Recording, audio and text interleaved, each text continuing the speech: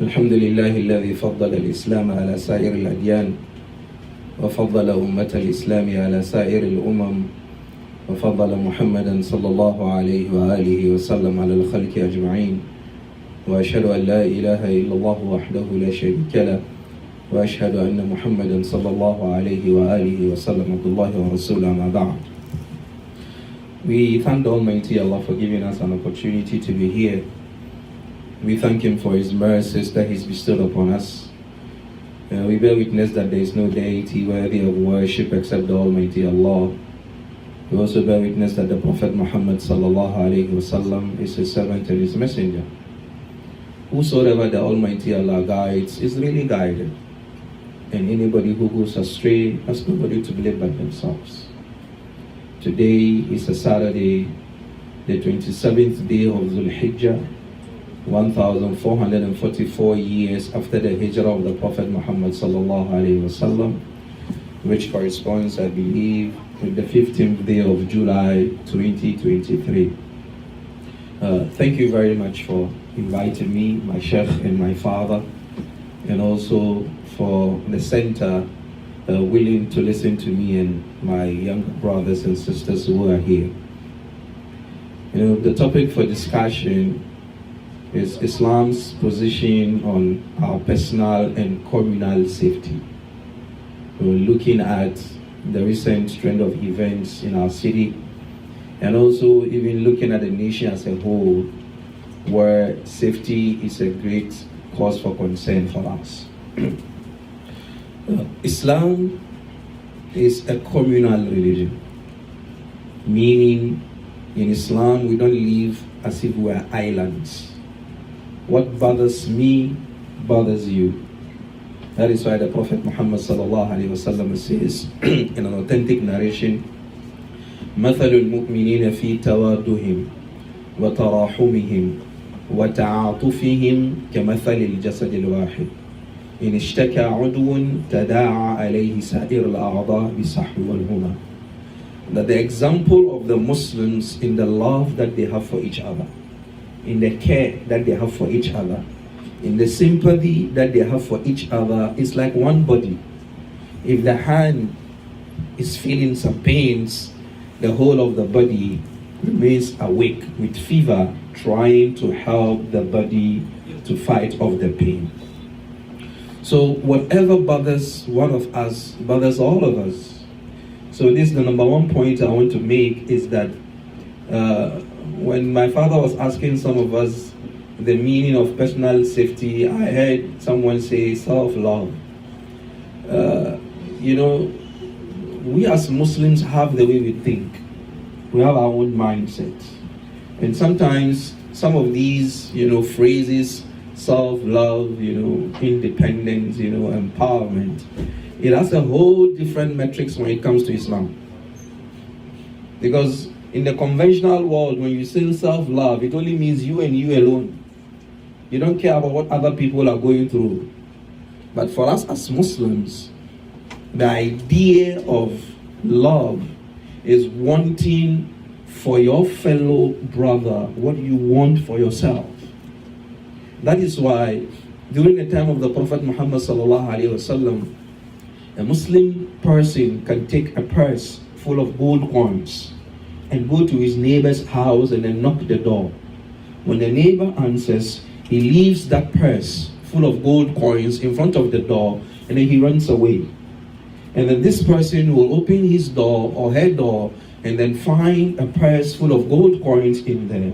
And then he picks it up and then he opens it and says, wow, a brother brought this to me because they believe I need it.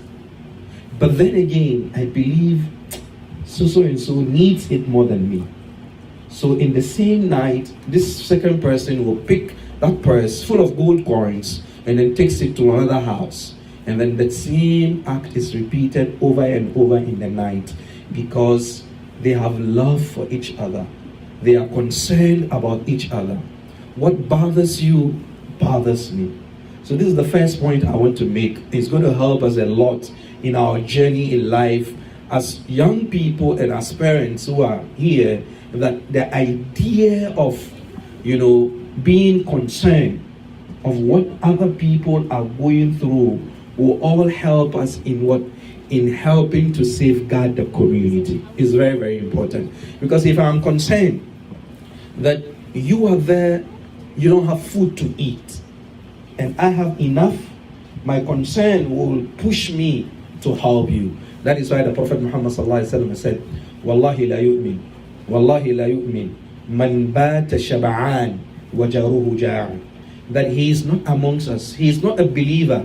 Anybody who sleeps with a full stomach, but his neighbor is hungry, the Prophet said, your iman is questionable. Guys, it means when you come here or you go to school and then you have extra snacks and someone else is in need, your Islam teaches you to share with them. This is only basic. So this idea of brotherhood and care and concern for each other was emphasized by the Prophet Muhammad sallallahu alaihi wasallam when he moved to Medina. He instituted a social policy where he will pick someone from Mecca and make him the friend of someone from Medina. So he picked Abdurrahman ibn Auf from Mecca and they made him the friend to Sa'ad ibn Rabi al-Ansari of Medina. And Sa'ad ibn Rabi al-Ansari was the richest man in Medina. He said, Sa'ad ibn Abi Waqas, he said, Abdurrahman ibn Auf, I'm the richest man. I'm going to split my properties into two. I'm going to give you 50%. And then I have two wives. I'm going to give one of them to you. I'm going to divorce one and then you take one, because he has come into town, no money, no family. So he's going to help him to settle down. He is willing to part ways with his money. He's not going to give him 2% or 5%. He's giving him 50% of his properties. Why is he doing that? So that this new person in the community will have the stability to be able to live a nice and a comfortable life. The Almighty Allah says in the Quran, وَيُؤْثِرُونَ عَلَىٰ أَنفُسِهِمْ وَلَوْ كَانَ بِهِمْ خَصَاصًا. They put other people's needs before theirs, even though they are in need. So young people that we are coming up, don't think that you are young. Don't think you are kids. Sometimes they say the kids are the leaders of tomorrow. I believe you are the leaders of today. Believe that. You are the ones who are going to take charge of the affairs of the Ummah. Because the Sahaba that you hear of them, most of them were young men. How many of us have heard of Abdullah ibn Abbas? How many of us? Can I see by hand? How many of us have heard of Abdullah ibn Abbas? Ibn Abbas. You? Good. Who else has heard of Abdullah ibn Abbas? Good. Can you tell us how old was Abdullah ibn Abbas when the Prophet died? Who can tell us? How old was Ibn Abbas when the Prophet died? Anybody? Ibn Abbas, when the Prophet died, he was only 13 years old. 1-3. Ibn Abbas. And Ibn Abbas is a cousin to the Prophet Muhammad sallallahu alaihi wasallam. And then he is amongst al-mukaththirun min al-sahaba. The Sahaba, 7 of them, who have reported more than 1,000 hadith from the Prophet Muhammad sallallahu alaihi wasallam. So imagine a 13-year-old man reporting more than 1,000 hadith from the Prophet Muhammad sallallahu alaihi wasallam in the age where they didn't have iCloud or Google Drive. Everything was here. So it means you have better opportunities to do better, right or wrong? Right or wrong? You have better opportunities to do better. So you are the leaders of today and tomorrow. So these programs that we are having is to help you, to equip you, to put you on the right pedestal, to make you the leaders of tomorrow. So please, take the things that you come here to learn seriously. And then there is no better place in the city that can help you to develop as people, as human beings, as young people, than this place that you have. So make it a point upon yourself to be here regularly to learn. And when you come with the intention to learn. And if I look on my left, I see the guys. I look on my right, I see the sisters, and the sisters are taking notes, and the guys are looking at me with their eyes wide open. Mm-mm. Maybe you are memorizing them. You are Ibn Abbas, inshallah. So let's have this at the back of our minds, that we are all members of the community. And if anything happens to one of us, affects all of us. This is the first step of attaining, personal safety. Because if you are okay, I'm safe. If you are not okay, I'm not safe. If you are fine, I'm safe. So the Prophet Muhammad ﷺ instituted such an ideology within the community of the Sahaba, for them to understand that they are all brothers. They are all members of the same community. That is why the Prophet Muhammad ﷺ said, Al-Muslim akhul Muslim. The Muslim is a brother to a Muslim, irrespective of whether you come from the same womb, or you come from the same country, or you come from the same ethnic background, or you have the same pigment of the skin or the same language. The fact that you are a Muslim and I'm a Muslim, you are my brother. The moment I say Assalamu alaikum, that ice is broken. That barrier has been put aside. That obstacle has been what? Has been taken care of. So let's have this at the back of our minds, that we are all brothers. We are all sisters. We all come from the same family. And this will help us in having a perfect community or a better community. Islam is very much concerned about our safety as a community. That is why Islam instituted these, rules and regulations or ideologies that the Prophet Muhammad ﷺ imbibed in the community from time to time, teaching them to love each other, teaching them to care for each other, teaching them to take care of each other, teaching them to help and advise and admonish each other. How many times do you talk to your friend? Do you advise him? Or is it all about PS5? Or is it all about games? Or is it all about, basketball? Or is it all about, football? No, yes, you're young people. That's how you think. And these are the things that readily come to mind. But then, as I said, your life is going to go beyond all these sporting activities. Because some of you will be doctors, some of you will be engineers, some of you will be imams, some of you will be lawyers, some of you will go to Congress, and hopefully some of you or one of you here might be a president to the nation. We hope so. And it's not difficult. If you put your mind to it, and then you pray to the Almighty Allah, it's going to happen. So have that at the back of your mind. It's possible. But then again, you need to grow. You need to grow. You need to go through the hoops. You need to go through the obstacles. It's not easy.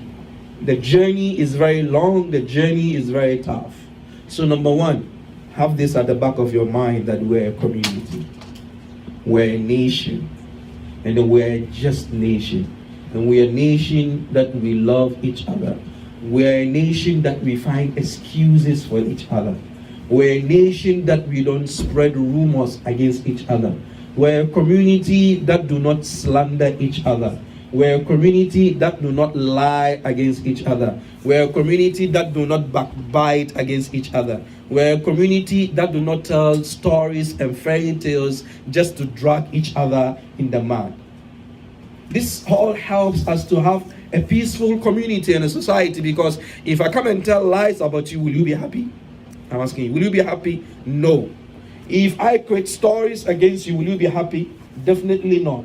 So if I make sure that I do not peddle falsehood against you, it means we are all striving to make the community a better place. Okay?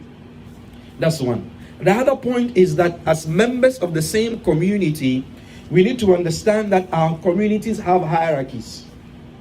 Our mothers are here, our fathers are here, our teachers are here, our aunties and our uncles and our elder brothers and sisters are here, right?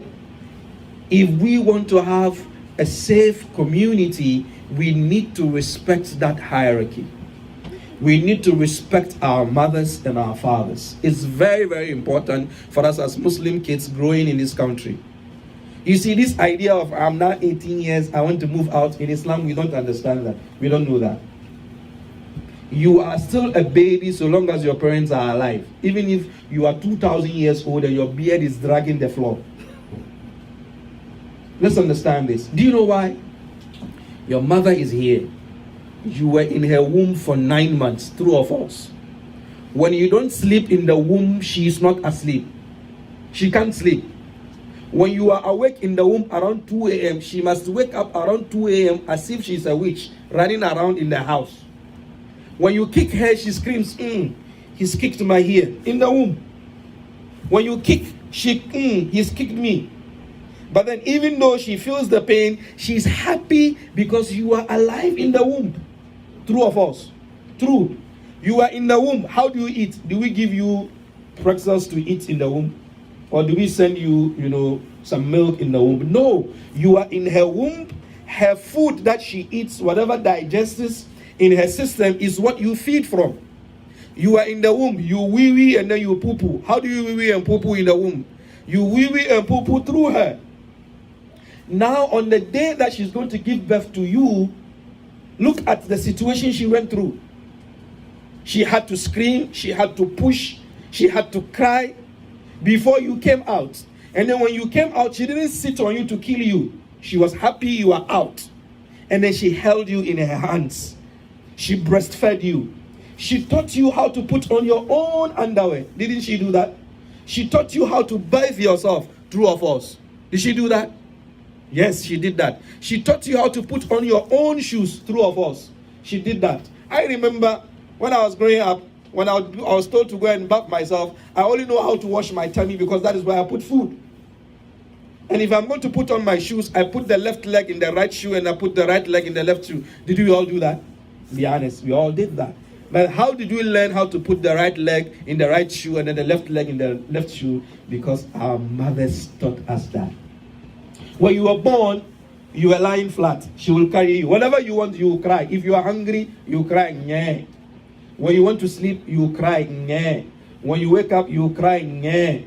When you are feeling hot, you cry. Nye. When you wee-wee, you cry. Nye. Now that you know how to talk, you want to use that your sharp tongue on her?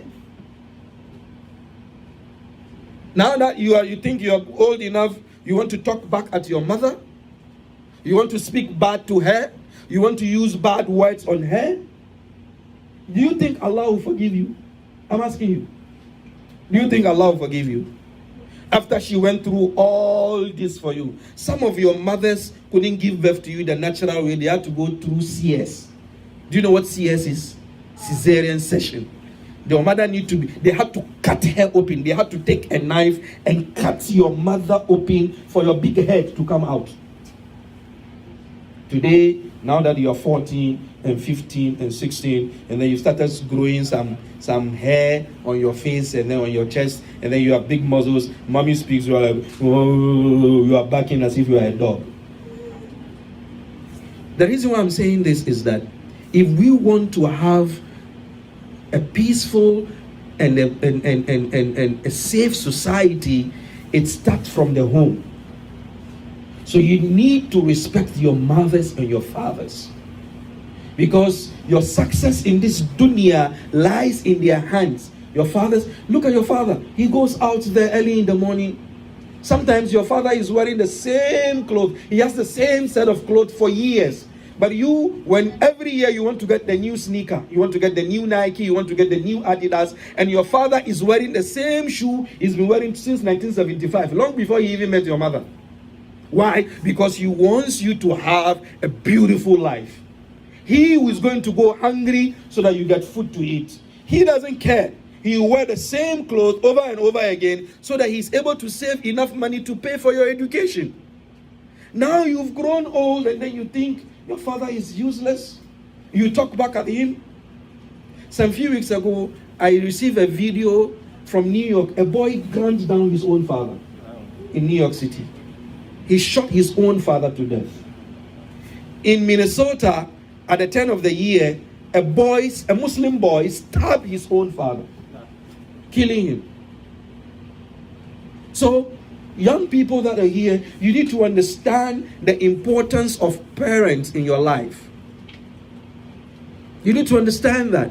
You need to respect them. Respecting them and then creating that respectful atmosphere in the house. Wallahi, my younger siblings, it will go a long way in helping you to be successful people in the community.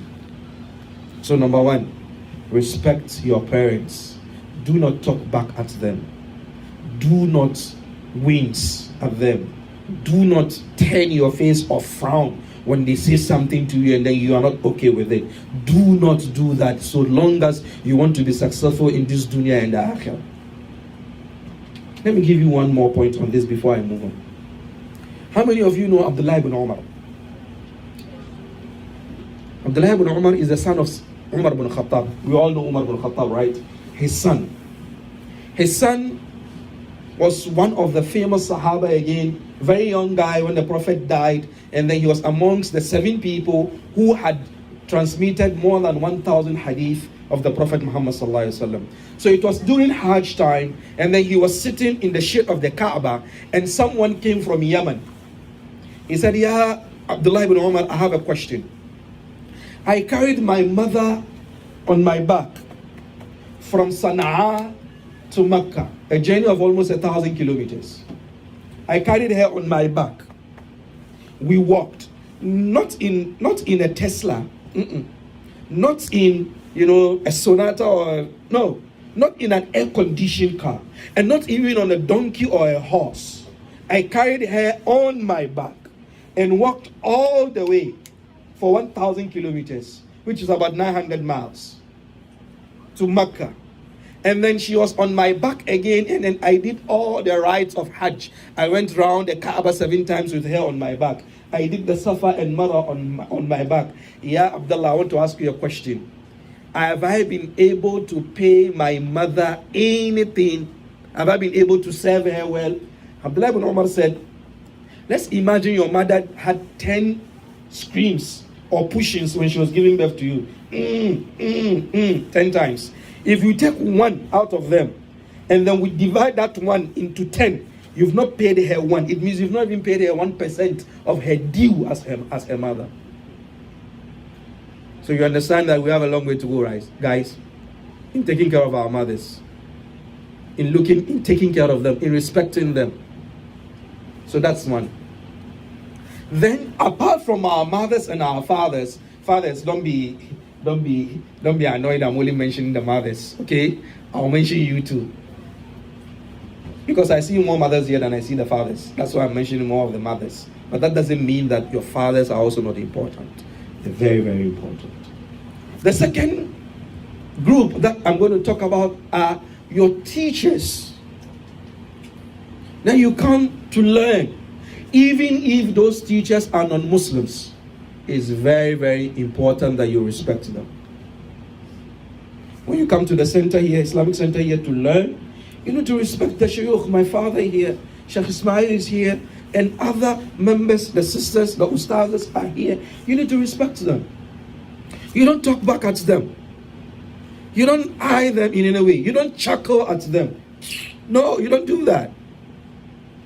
You don't do, no, you don't do that. That is not part of our etiquette as Muslims. Don't do that. Because it's very, very disrespectful.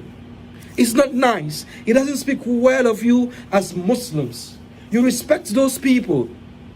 Because when you respect them, you value what they give you in terms of the knowledge and then the advices that they give you. And then you respect your uncles and then your aunties. When you are able to go through that, you won't meet anybody on the street and then you will insult them. Because you've gone through the rudiment of respecting people who are your elderly, people who are your fathers, people who are your mothers, your uncles, your aunties, your teachers, your imams, your ustadhs. You respect them. So even if you meet a random person, whether at Walmart or whether at the hospital or whether in school or even on the bus, you will respect them. And that all builds up to having a safe community. Because there are some people, when you disrespect them, excuse my language, they whoop you. And you don't care what's going to happen. And you know very well, in our country today, people are gunning down people for just $10. True or false? True. People are gambling $5, $10. It's mine. I win. You didn't win. You cheat. He pull out his gun because of $10. Boom. He kills somebody. So when you build that level of respect as you grow up, you are able to respect everybody outside, so you won't have problems with people. Then this brings me to the next level, which is between yourselves. As brothers and sisters and age mates and colleagues, you need to respect each other. Don't curse each other. Don't use swear words on each other. Don't insult each other. Have respect for each other. It's very, very, very important. Because when you respect each other, you won't hit each other. You won't hit anybody. You won't bully anybody. You won't assault anybody. Because you respect yourself and you respect that person. And this will go a long way in helping you be a better person. Now I want to come and speak to you categorically. Especially the young men that we are here. Please, I'm begging you in the name of Allah, don't do drugs. Don't do it. And the girls too. Sheikh, you know what happened? Exactly a week from today, last week Saturday, I went to Kensington. And I saw something that I've never seen before in my life. How drugs have destroyed people. I saw someone in the ruku position like this, and then he was asleep.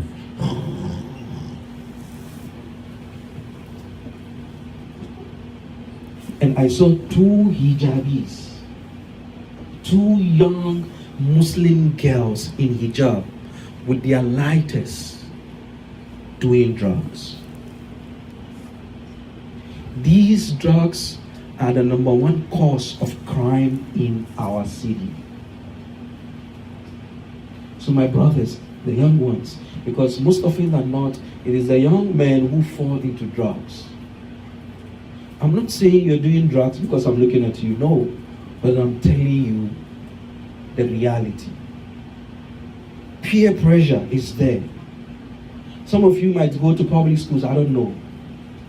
There you will go and meet a lot of different people. You know, just take one drop, just one time. You feel high, it will go into your brains and then it will open your mind and you'll be able to learn. It is a lie. Drugs do not open your brains for you to learn well. It is never true. They rather clog your brains. Don't do cigarettes. Don't do cocaine. Don't do heroin. Don't do marijuana. I'm being blunt with you because you are our leaders. I see imams in you. I see doctors in you. I see engineers in you. I see congressmen and congresswomen in you. You are our leaders. You are the ones who are going to take over from us. So if we do not tell you these things straightforward, the way they are, you see me, I don't sugarcoat my words. I tell you the way it is. If your head is big, it is big. I tell you that's how it is. My daughter here is like, yes, that's how I'm very blunt with my words. I don't sugarcoat. And parents, this time I'm going to land on you. Some of you do not want your kids to cry. Today, they will let you cry tomorrow. Some of you have pampered your kids. You've turned your kids into demigods in their house. You don't want them to see, you don't want anything to touch them. And sometimes, excuse me, mothers, you are the number one guilty in this. If the kid is doing something wrong, instead of us correcting the kid, we say, no, let him be, let him be, let him be. And that becomes a habit for the kid. And then when he is 15, 16, 17-year-old, and then he's grown muscles with a beard, you now want to correct him, he's not going to be corrected. And then you come to us imams, Imam, pray for me, my child is not good. What happened? What happened for the past 17 years? So it is a general responsibility on all of us. The imams, the parents, the teachers, and then the kids too. If we want to have a safe community, all of us must put our shoulders to the yoke. It is not only the responsibilities of my father, the sheikh here. No. How many hours do the kids come here? It's all of us. Because at the end of the day, if the kid doesn't obey authority in the house, they will start slapping you in the house before they come and beat us in the masjid. That's the fact. Kids listen and then they learn. They learn by watching. So if you as a parent, you do not create an Islamic atmosphere in the house for the child to follow, they wouldn't follow.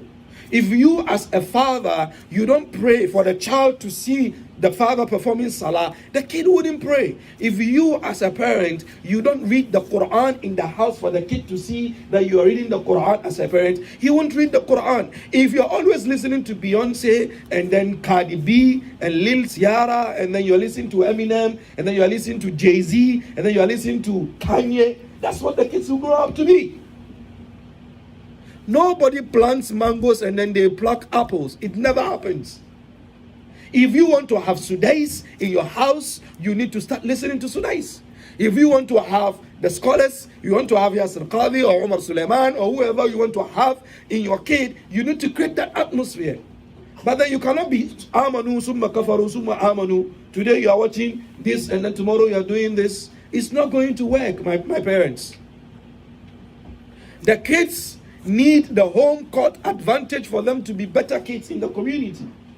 And the home court advantage is going to come from us, the parents.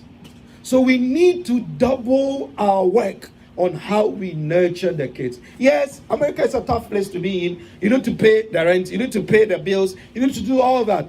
But don't forget, if you end up paying the bills and these kids do not grow up into an Islamic body, those bills that you've paid, with all due respect, have gone to waste. And that's how it is. Sorry, I'm being blunt, but I'm very passionate about kids because I'm a trained teacher. And today I went to the madrasa to teach before I came here. I'm very passionate about kids because these ones are the leaders of tomorrow. When we die and then we are rotting in our graves, these are the ones who will remember us and then they will pray for us. But before that happens, we need to put them on that pedestal. We need to put them on that level of what? Of consciousness that I am a Muslim. This is my identity. This is who I am. When we're able to build that identity in them, they won't go around shooting people. And they won't go to places where they will be shot. And this brings me to this point. Be careful who you choose as your friend. Young people, I always say this: choose your friends, but don't let them choose you. It means you should always have the upper hand in who you associate with. It means what you say goes. Because if what they say goes and what they say is not Islamic and what they say is not right, you will fall into a ditch with them. So choose your friends. Know who you move with. Know who you move with. It's very, very important. And parents, know who your kids move with. You see, this idea of liberty, this unfettered liberty, is very, very dangerous. There must always be balance and checks. Always. Because if you do not have balance and checks, there's going to be chaos. Yeah, right here we have a traffic signal, right? Can you just move, go and come anyhow you want? No. If we all decide to move at the same time at that intersection, what's going to happen? It's going to be chaos. There's going to be accidents. So we need to go through what? The balances and the checks. So parents, you need to have, we are Muslims. Yes, you are in America, but you are a Muslim. And then you owe your child that responsibility of nurturing them on the right path. And then you owe the community that responsibility of nurturing the kids on the right path so that all of us will be safe. Because if the kids do not grow up the right way, we are not safe. I cannot drive at night. I need to come home early because I need to be safe. I need to be at safe places because I can't go anywhere because there's someone who is on drugs or someone who has issues and he has a gun in his pocket. He sees me because I'm in a kufi and jalbab or because you are in a hijab, he wants to blow your head off. So please, kids, you're listening to me. Choose your friends. That's one. Number two, know where you are going. Don't just jump onto the bandwagon. Don't just jump into the car. know where we are going, know where you are going, with anybody. Where are we going? Oh no, it's just around the corner. No, I want to know where we are going. I want to know what we are going to do there. I want to know who we are going to meet. Ask these questions. If the answers are not satisfactory, don't go. This is very, very important, because a lot of people have ended up into trouble when they are innocent by just joining friends. Oh, we're just going here, just around the corner or 2 blocks away, and not knowing they're going to do drugs. And then the police come arrest you, and then they arrest you too when you are innocent. You've not done drugs, you don't know anything about drugs, you've not done anything about that. But because you are in a bad company, and then you are at the wrong place at the wrong time, the police will pick you up. By the time they realize you are innocent, your record has been what? Has been destroyed or spoiled. You get me, guys? So please, ask the questions. Where are we going? Who am I with? Who is my friend? What do they teach me? What do I learn from them? What do I get from them? Is my life being better with them? How are my grades doing with these guys? How are my grades doing? How is my iman doing with these guys? Do they encourage me to come to the masjid to pray? Do they encourage me to come to the madrasa to learn? Who am I moving with? What are they doing in life? How well are we moving together in life? This is very, very important. Ask these questions. Don't go to dangerous neighborhoods. Don't go to secluded areas. Don't go to quiet places. Don't go to abandoned areas. That's not for you to go. That's not the place for you to go. Have time for your books. I don't want to take much of your time. I'll ask you one more question. One last question. Which animal is the king of the jungle? Anybody? The lion. Why is the lion the king of the jungle? Is it the biggest? Is it bigger than the elephant? No. Why is the lion the king? Is he smarter than the hyena? I don't think so. Is he stronger than the buffalo? I don't think so. He's the leader, but why is he the leader? Yes.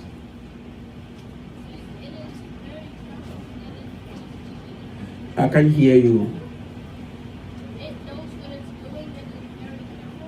It knows what it's doing. It's very careful. That might be one of the answers. Who else? Yes, my son.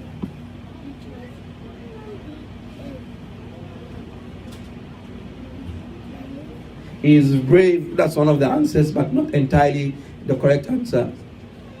Yes. He scares off all the other animals. That's why he's the king of the jungle. He scares off all the other animals, because no matter how big the elephant is, when the lion sees it, it sees lunch, and that's it. When any animal in the jungle is scared of the lion because of the lion's attitude and then the lion's mentality. The lion is not the smartest animal in the jungle. It is not the fastest animal in the jungle. It's not the strongest animal in the jungle. It's not the tallest animal in the jungle. It's not the biggest animal in the jungle. But then it is the king of the jungle because of its attitude. It means that you might not be the tallest person in your class. It means you might not be the fastest person in your class. It might be you are not the smartest person in your class. With all your deficiencies, that doesn't mean that you cannot make it in life. This is the lesson I want you to learn from the lion. Your attitude and your mentality determines who you are.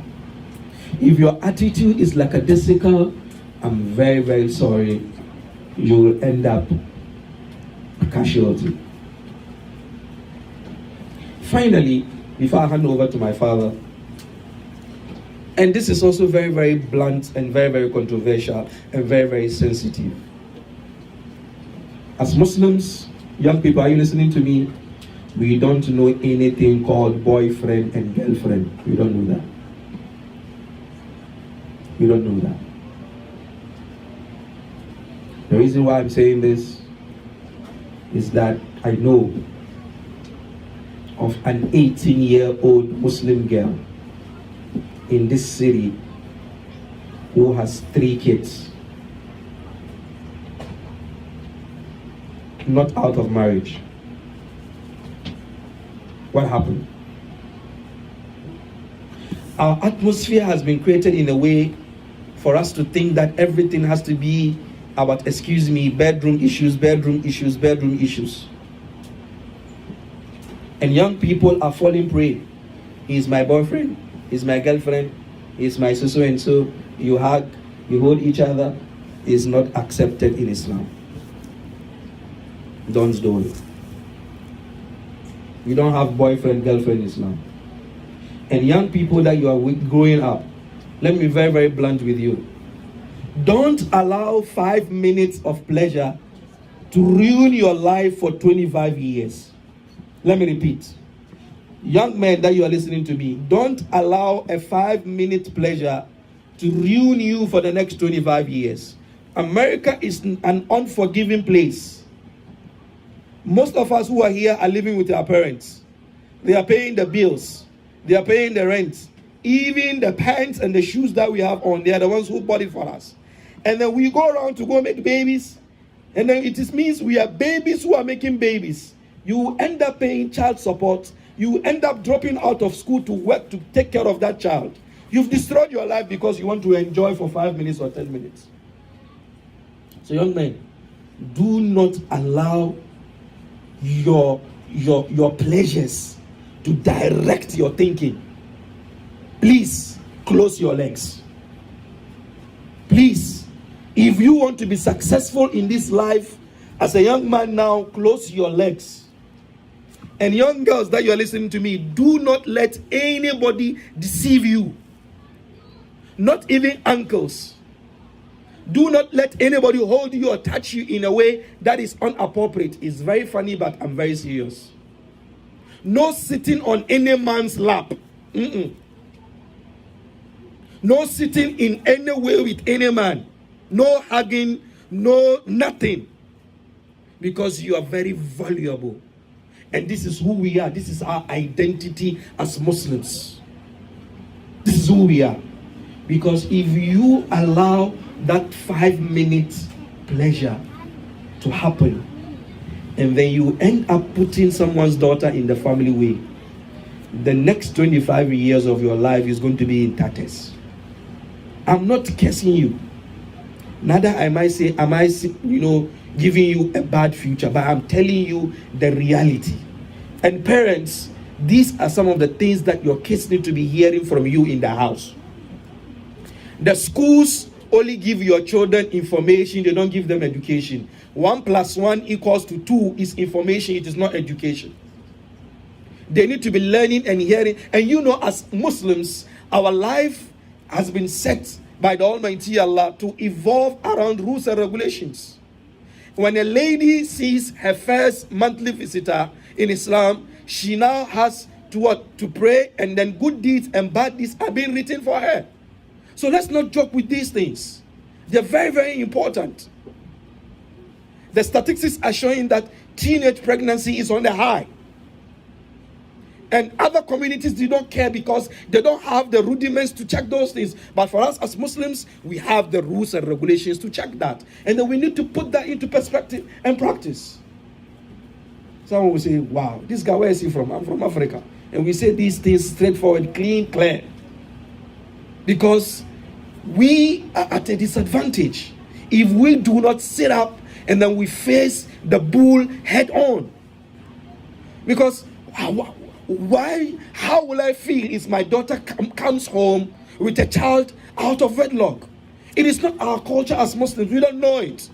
How will I feel if my son is brought in that he has put someone else's daughter in a family way, and then he's not married, and I'm paying his bills, I'm paying his school fees, I'm even buying his own pants and his own underwear, and then he goes out to put someone else's daughter in a family way? I am put into double work.